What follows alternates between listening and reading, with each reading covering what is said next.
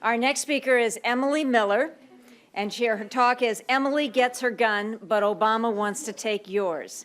Emily Miller is the chief investigative reporter for the Fox affiliate WTTG Channel 5 in Washington, D.C. She previously served as senior editor at the Washington Times and a columnist at AOL. Her journalism experience includes being a producer of ABC News This Week and Good Morning America. Emily Miller served as Deputy Press Secretary at the Department of State for both Secretaries of State Colin Powell and Condoleezza Rice. She also served as Communication Director to the Majority Whip Tom DeLay. She graduated cum laude at Georgetown University School of Foreign Service. Please welcome Emily Miller.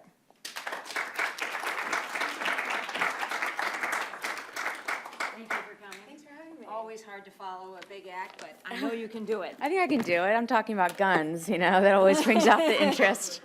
Thank you for having me. I'm so honored to be here, and so honored to be present with all of you guys.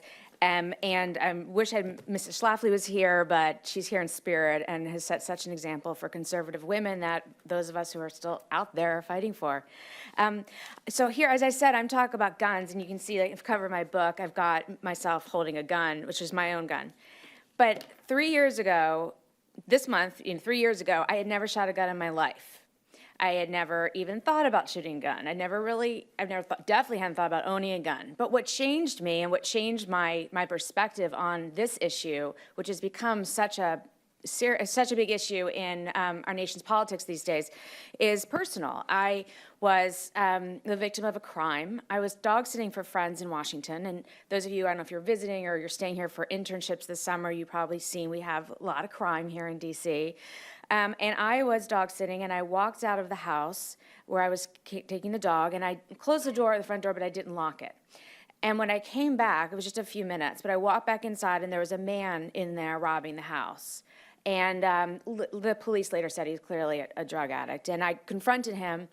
I didn't get hurt physically, but he stole my wallet, he left. Now I thought, which is a really dumb idea, never do this, is I was gonna follow him and get a picture and show the police. So I chased him down the street with at the time, my BlackBerry, now I have an iPhone, and got around the corner and found him standing outside with about 15 other men, 2 pickup trucks parked in the middle of the street, and all of a sudden they see me.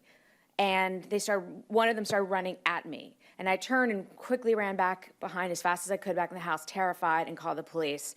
And the police came and they dusted for fingerprints, and they sort of explained to me that this was a common thing now in DC, where these drug addicts, drug dealers, whatever, from Virginia, because that did catch the license plates, I saw them, come into DC, get their drugs, and on the way out, try to hit up a bunch of houses and get some quick cash. And so that's what I had walked into.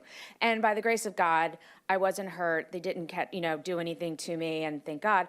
But going to bed that night, I was terrified. What if they get back in? What if this happens again? What if, God forbid, they are surprised, and they do act out, and they are on drugs, and so you just don't know. And it was the first time in my entire life I thought, God, if I just had a gun, I'd have a chance to defend myself.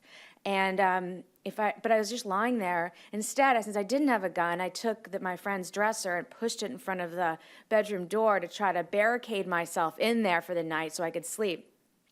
But the next day, I just thought, this is crazy. I want to get a gun to defend myself. And so I went to at the time, worked at the Washington Times, and went to my editor and said, I'm going to get a gun in D.C. I've heard that it's difficult. I really don't know what the situation is, but how about I write about it for the paper?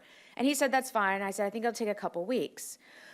Well, D.C. has gun control laws that nowhere else in the country exist. And until the 2008 decision by the Supreme Court in Hellard case, which overturned the 30-year complete ban on ownership of guns, but D.C., even after that, the Supreme Court acted in Heller, they put together all these gun control laws. Everyone in the country that exists anywhere exists in D.C. So I started going through it, and I found I had to take a written test, and I found I had to take a class, and this is just to own a gun, to be clear. And it ended up, what I thought was going to take 2 weeks, took 4 months, and it was 17 steps, and that was just to buy legally one gun that I'm not allowed to take out of the house. And so those of you who I can hear those few murmurs in the room, I'll bet you're from the South. or the West. Is that right? Look at all the nods. And those of you who aren't reacting, I'll bet you're from the Northeast.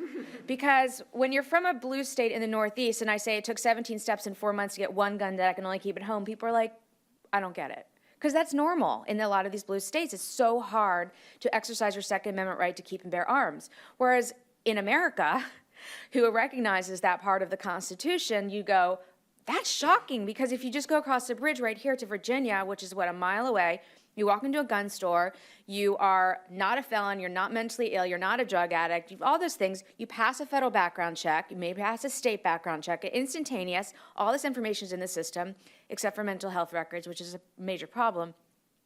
But you walk out and you have your gun legally, and you can defend your family and your home. But a lot of these states have passed all these gun control laws.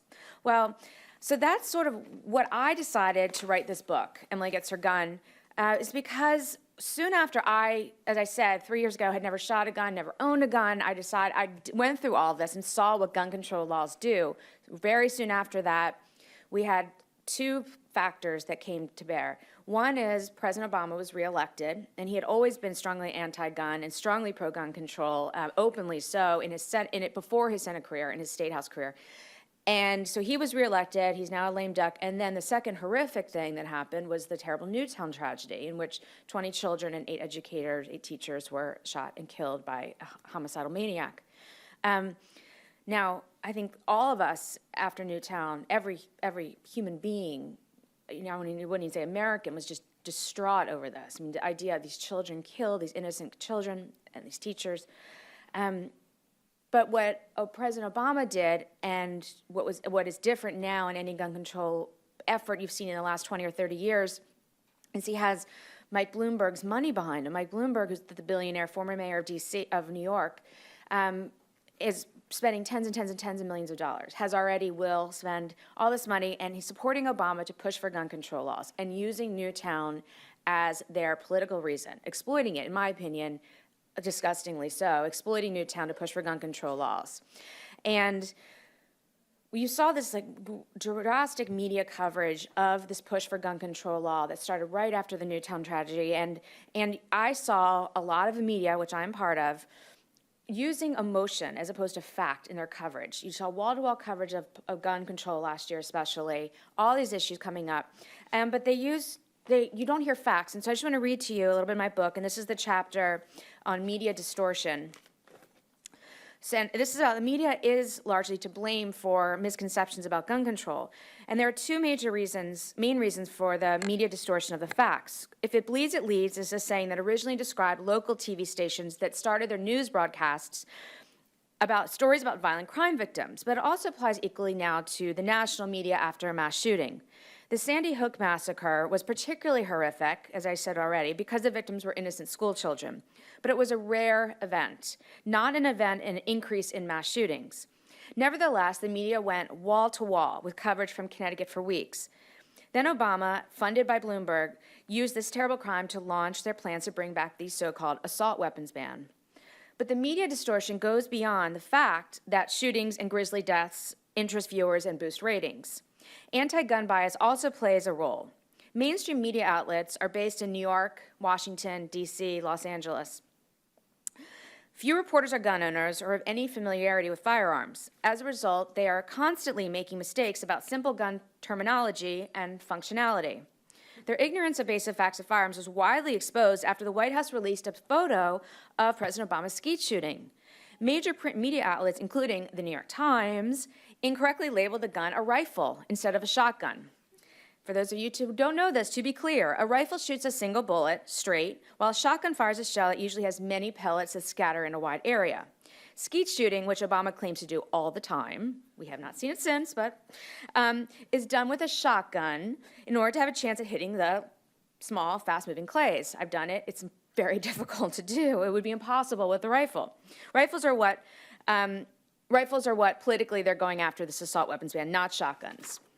Almost every newspaper, furthermore, uses the term assault weapon, I'm using air quotes, but they don't use the quotes in the papers, high-capacity magazine, sometimes clip incorrectly, without putting quotation marks around those terms. Those are political terms, and I go into that in my book also. Those are not functional terms. There's no such thing as an assault weapon. Reporters also use the words stockpile, arsenal, weapons of war, for the kinds of